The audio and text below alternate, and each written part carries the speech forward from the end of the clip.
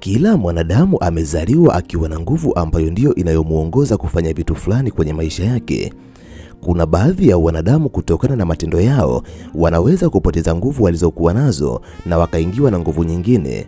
Napozungumzia nguvu, ninazungumzia nguvu ambazo zinauendesha ulimwengu. Kuna nguvu za aina mbili ambazo nimekuwa nikizizungumzia katika video mbalimbali ambazo zinahusiana na nguvu za kiroho. Nguvu ya kwanza ni positive energy na nguvu ya pili ni negative energy. Ili mwanadamu aweze kufanya vitu vikubwa na aweze kufanikiwa katika maisha yake, anahitaji positive energy, kwani positive energy huvuta bahati njema katika maisha ya mwanadamu. Lakini mwanadamu anapotawaliwa na negative energy, hizi ni nguvu mbaya ambazo huvuta mikosi na umaskini katika maisha ya mwanadamu. Wakati mwingine kuna watu ambao unapokutana nao wanaweza kukuibia nguvu zako nzuri na wakakuachia nguvu zako mbaya, lakini vipo baadhi ya vitu ambavyo unaweza kuvifanya katika maisha yako ukaweza kuzilinda nguvu zako zisiibiwe na watu wabaya. Na katika video hii nitakwenda kukuambia ni vitu gani ambavyo unatakiwa kuvifanya ili ulinde positive energy ambayo ipo ndani yako, kwani usipokuwa makini watu wabaya wanaweza kukuibia nguvu zako na wakazitumia wao. Namba moja, lazima uwe na kinga ya kiroho.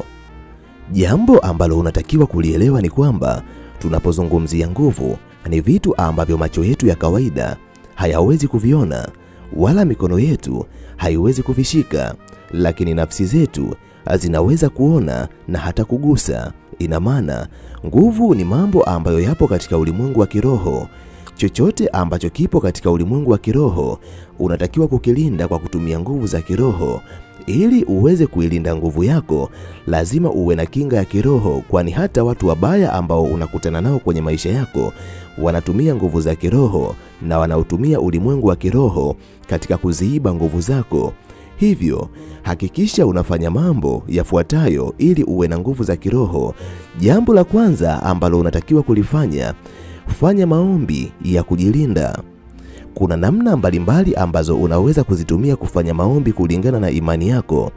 Kama wewe ni Mkristo au kama wewe ni Muislamu, tumia mwongozo wa dini yako kufanya maombi. Kama wewe ni Mkristo, unaweza kutamka maneno haya kabla ya kulala na wakati wa kuamka: Mungu wangu, ninakuomba unilinde na kila aina ya nguvu hasi. Nijaze nguvu kwa nuru yako na amani. Nifunike kwa damu ya Yesu na ulinzi wa malaika wako siku zote. Amina.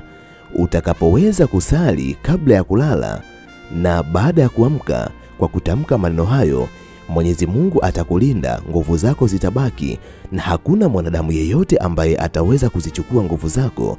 Lakini namba mbili, namna ya kujiwekea ulinzi wa kiroho, unaweza kwa kutumia Zaburi 91 kwa ulinzi wa kiroho au Zaburi 23 kwa ulinzi wa kiroho. Hakikisha unasoma vitabu hivi kabla ya kulala na baada ya kuamka. Lakini jambo jingine ambalo unaweza kulifanya ili ujihakikishie ulinzi wa kiroho, penda kufanya meditation au tahajudi kwa dakika 5 mpaka dakika 15, kwani imekuwa ikithibitishwa kuwa tahajudi inaweza kulinda nguvu zako za ndani. Na mara nyingi unapokuwa unafanya tahajudi, penda kutafakari kwa maneno kama: niko salama, nguvu zangu ni takatifu, hakuna anayeweza kuzichukua. Hayo ni maneno ambayo ni kama una manifesti kuwa nguvu zako ni nguvu chanya. Hakuna mwanadamu ambaye anaweza kuziiba nguvu zako. Hivyo utakuwa umejiwekea ulinzi wa kiroho ambao hakuna mwanadamu ambaye anaweza kuvunja ukuta huo na kuja ndani yako na kuzichukua nguvu zako. Namba mbili, ulinzi wa kisaikolojia. Wakati mwingine saikolojia inaweza kutazamia hata katika vitu ambavyo havionekani kwa macho ya kawaida. Jambo ambalo unatakiwa kulijua, wapo baadhi ya watu ambao utakapokutana nao wakiugusa mwili wako wanaweza kuiba nguvu zako. Hivyo jifunze kuweka mipaka kwenye maisha yako. Jifunze kusema hapana katika wakati ambao unatakiwa kusema hapana, kwani kuna baadhi ya watu wanaweza kukupa vitu mbalimbali kama zawadi, na pindi utakaposema ndio ukavipokea vitu hivyo, inakuwa ni kama umeuza nguvu zako kwa kufanya mabadilishano na vitu ambavyo umevipokea. Lakini baadhi ya watu watakulazimisha kushika kushikana na wewe mkono. Utakapokubali kushikana nao mkono, amini usiamini, nguvu zako zitaondoka na kwenda kwao. Na wakati mwingine utakapopata ishara za mwili kusisimka unapokuwa karibu na watu fulani, ama ukahisi kuna furaha imepotea ghafla, hao ni watu ambao hautakiwi kuendelea kuwepo karibu nao, kwa sababu inawezekana wananyonya nguvu zako na mwisho wa siku watafanikiwa kukuibia. Hivyo jifunze kuweka mipaka katika maisha yako. Penda kuzungukwa na watu wenye positive energy, kwani binadamu wanapokuzunguka wakiwa na negative energy, amini usiamini, negative energy pia zitaingia ndani yako na zitaanza kukutawala wewe. Namba 3, epuka matendo ambayo yanaweza kupoteza nguvu zako kiurahisi.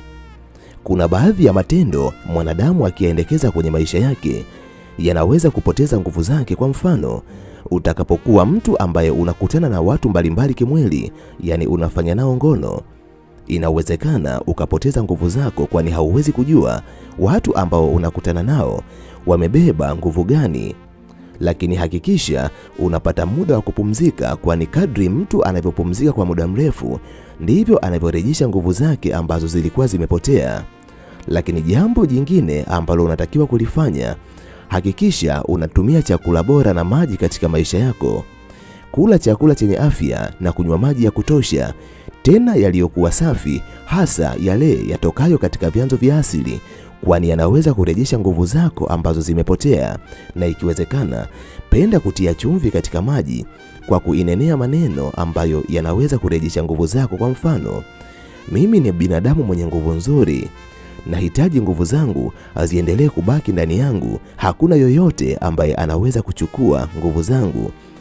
Nuia maneno hayo katika maji ambayo umetia chumvi ndani yake, na pindi utakapokunywa maji hayo yatakwenda kuweka ulinzi katika nguvu ambazo zipo ndani yako. Lakini unaweza kufanya mazoezi ambayo yanaweza kuondoa nguvu hasi. Mazoezi kama kutembea bila kuvaa viatu, kufanya yoga ama kukimbia kunaweza kukuondolea nguvu hasi. Hivyo usiwe mtu ambaye unapenda kutumia vyombo vya usafiri kila wakati. Wakati mwingine katika siku yako nzima tumia hata dakika 15 au dakika 30 kujiunganisha na ulimwengu. Na namna mojawapo ya kujiunganisha na ulimwengu ni kutembea bila kuvaa viatu, kwani kuna umeme ambao upo katika ulimwengu ambao utaingia ndani yako, na kwa sababu hiyo umeme huo unaweza kurejesha nguvu ambazo zilikuwa zimepotea katika mwili wako. Namba 4, mbinu za nishati nzuri, yani positive energy. Vipo baadhi ya vitu ambavyo ukivifanya kwenye maisha yako vinaweza kuleta positive energy ndani yako. Kwa mfano, unapooga, penda kuoga kwa maji ambayo ndani yake umeweka chumvi. Chumvi ya mawe inaweza kurejesha nguvu nzuri ambazo zilikuwa zimepotea ndani yako. Lakini baadhi ya majani kama majani ya mkaratusi au mwarobaini ni miongoni mwa vitu ambavyo vinaweza kukurejeshea positive energy. Hivyo kuwa mwanadamu ambaye wakati mwingine unapooga, ongeza chumvi kwenye maji ambayo unakwenda kuoga, ama weka majani ya mwarobaini katika maji ambayo unakwenda kuyaogea. Bila shaka utakwenda kusafisha mwili wako na positive energy itarejea katika mwili wako. Mimi kwa leo ninaomba niishie hapa. Ninahitimisha nikiamini kuna jambo kubwa ambalo umejifunza kupitia video hii. Nikutakie wakati mwema, na nimalize kwa kusema nawapenda sana sana zaidi ya sana. Asante, bye.